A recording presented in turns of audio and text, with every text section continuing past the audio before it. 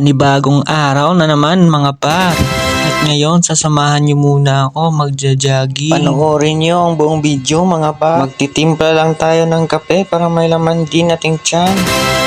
At pagkuha ko na ng asukal, kala ko yung puti na asukal, yung pala asin. At eto pala nasa gilid lang nakatago ang brown na sugar. Kahit saan-saan lang kasi yan nilalagay. At lalagyan na nga pala natin yan ng init na nagkukulo ang tubig mga par. Kakagising ko nga lang yan par. Nag-alarm ako ng alas 5, tas alas 6 na pala nakagising. Gusto ko kasi ng maaga para wala ng init mga par. Alam nyo na mga allergy talaga ako sa init. Char lang. Shoutout nga pala ako sa Gunat dahil isa ito sa pinakagusto kong ilagay sa tinapay. Kaya Gunat, baka naman. At dito nakabihis na nga pala ako at magsusot na lang ako ng aking sapatos mga par. Gusto ko kasi magsapatos para komportable naman ako sa pagja-jogging mga par. Napaisip ko kasing matagal-tagal na din akong hindi nakapagpapawis. Kasi laging nasa bahay at trabaho lang talaga ako.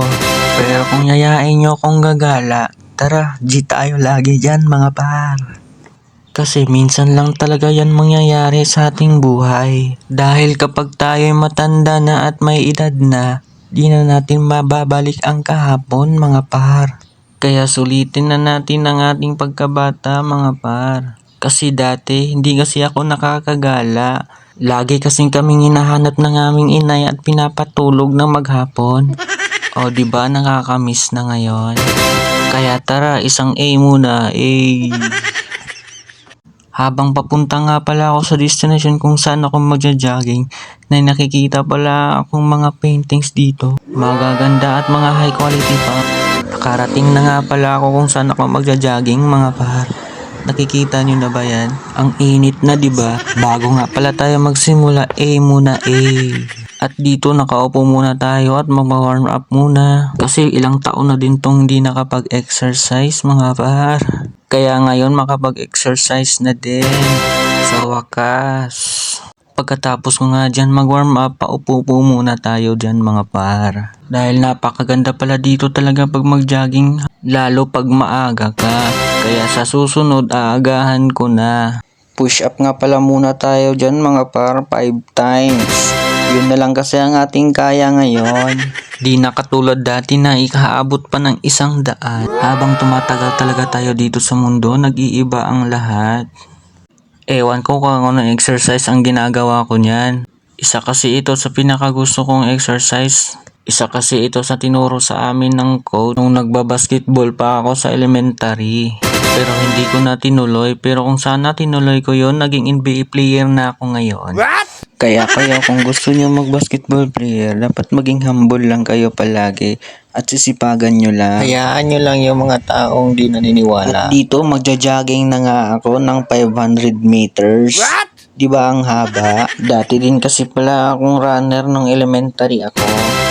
Speaking of mahaba nga, nakarating na nga pala ako dito sa palengke. Para pag uwi ko may mailuto ako sa kanila. Dahil ang isda nga pala dito ay sa umaga lang, kapag hapon wala na. Kaya bumili na ako at eto na, dala ko na par. Magsasabaw muna tayo ngayon. At eto na, nakarating na nga pala ako sa bahay at hinihiwa-hiwa ko na yung mga lamas.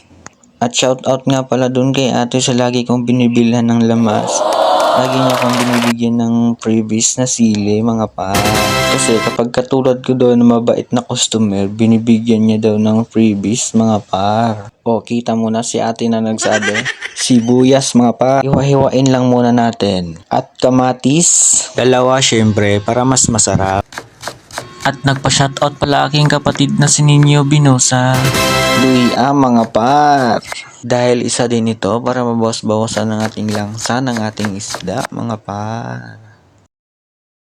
At eto na lahat ng ating sangkap ng ating sabaw mga par. Kaya bubuksan na natin ang ating kalan mga par. Lalagyan muna natin ng tubig syempre. Hindi yan matatawag na sabaw kung walang tubig.